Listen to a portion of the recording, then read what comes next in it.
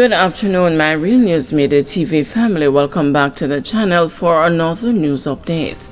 And in the news of this afternoon, normality returns to Secrets Hotel after staff strike. A sense of normality has returned to Secrets Hotel in Montego Bay, St. James after workers on Tuesday morning took strike action to protest against the low pay and worker conditions. The strike triggered a similar action from workers from the adjoining property, Breathless Montego Bay Resort and Spa, who walked off the job while those at Oyster Bay in Trelawney stayed home. Delano Seabright, senior strategist in the Ministry of Tourism, who met with the Secrets Hotel staff and the management, told the news that most of the workers have since returned to their duties. He said that the outstanding issues will be discussed in the coming weeks. I know the situation at the hotel is now at about 85%, 90% normalcy. We ran through the issues that the staff had, and we ran through the issues also with management as it relates to addressing some of their concerns. We also picked up that there's some miscommunication and misunderstandings, and this is why we emphasize with all our tourism partners that communication is absolutely important, and daily, direct, face-to-face communication helps in ensuring that the appropriate messages are transmitted. And I also want to highlight that the Ministry of Labour and Social Security will be sending a team to meet with the management and some members of staff to run through the issues and see how best we can resolve them. We have always emphasized to the workers that they are critical to the survival of the tourism industry. So we want to ensure that they are properly taken care of. I know for a fact that the hotel has ensured that staff here has at least 2 days off per week. I know for a fact that this hotel has a good pension scheme in place and a number of other benefits that are in place, including the fact that they will be getting their Christmas bonus. That is absolutely confirmed and reconfirmed by myself here. But also we will have follow-up meetings with them to ensure that the grievances and the concerns are addressed. Some 100 workers at the Secrets participated in the industrial action. More than 1,300 people are employed at the hotel. Their grosses include meager commission rates and issues with the security of tenure due to long-standing contract work. The workers, who say they are underpaid and overworked, had on Tuesday morning demanded the presence of Tourism Minister Edmund Bartlett to address their issues. Holness takes a swipe at the underperforming JLP MPs. Jamaica Labour Party leader and the Prime Minister Andrew Holness has taken a swipe at the members of parliament within his party, accusing them of underperforming and putting the party's chances at the next poll in jeopardy.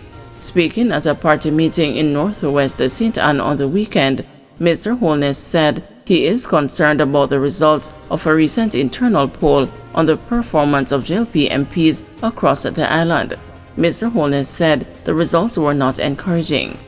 So we did the survey, we did the research, and we have come back. And it is clear that there is a gap in representation.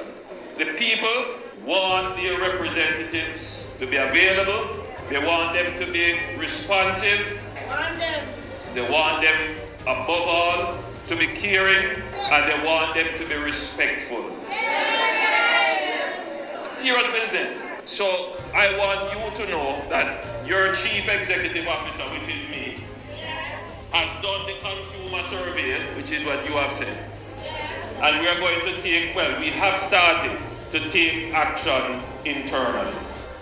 Some of the MPs and caretakers that we have seen are falling short. We have called them in and we have started to have conversations with them about improving their service. It is not only at the MP level, we also have to pay attention to the councillors as well. And I want to tell you something, that when you watch what happened with our friends them up now, you realize that the poor they're not really accurate at all. You can't really rely on them, which is why you have to do deeper analysis.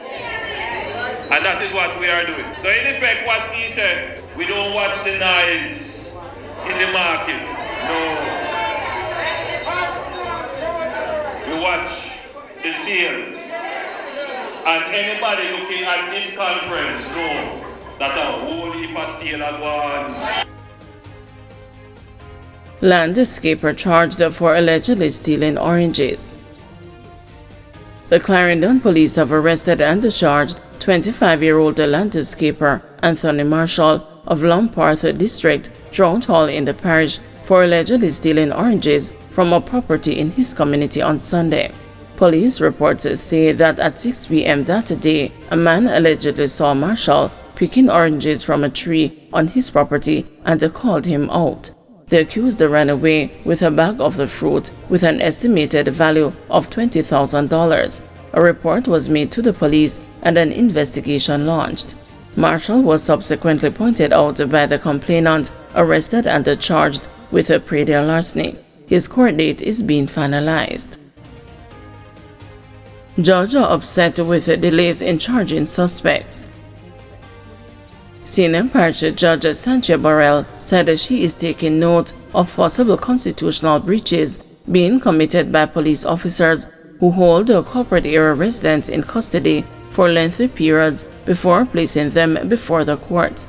I don't know if the police are not aware of the constitutional rights being breached, or they just don't care. I urge the private bar to engage the police in that. I see it happen many times here, where men are in custody for over a month before they are brought before the court, the judge reasoned.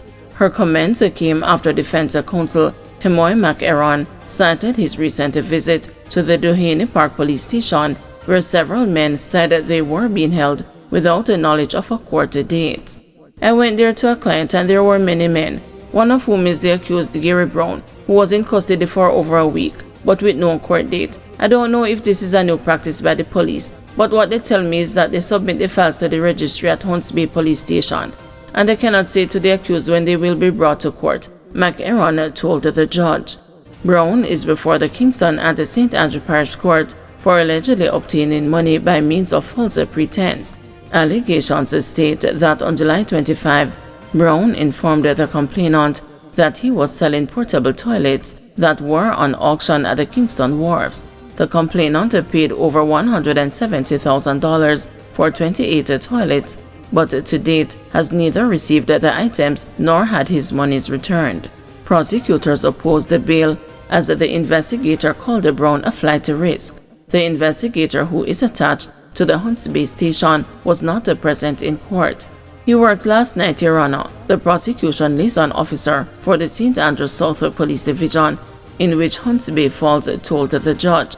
That has nothing to do with the accused, and quite frankly, me either. Let's see if he is a flight risk because I am offering him bail, the peeved senior judge said. Brown was offered a $250,000 bail with at least 2 sureties and a condition that he report to the police 3 times weekly. A subpoena was issued for the investigator, and the full restitution is to be made at the next court date on December 12. Cops provide details after fierce gun battles with criminals. Police in St. Catherine North say they have stepped up the pressure on criminals operating in this space and over the last 3 days have managed to seize a number of firearms and ammunition. One of the firearms was seized after one man identified as a violence producer approached a group of officers with a gun in his hand and sought to intimidate the Jamaica Constabulary Force members who were in plainclothes at the time. The incident took place in Joe Blaine, the police said. Police said the man opened fire on the officers, and during an exchange of gunfire, the man was cut down and the firearm recovered. In another incident, one man was shot and killed during another fierce gun battle, police said.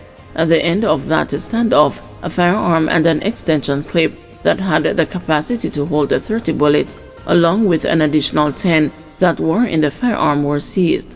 The police recently held a press conference in the division and gave details of some of the operations.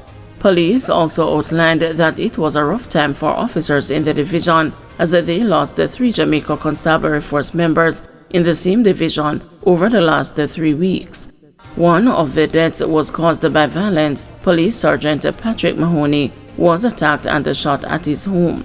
He was rushed to hospital, and after battling for his life, he later succumbed to his injuries. The other 2 deaths were fatal collisions. Guys, thank you for watching. See you this evening at 6 p.m. for another news update.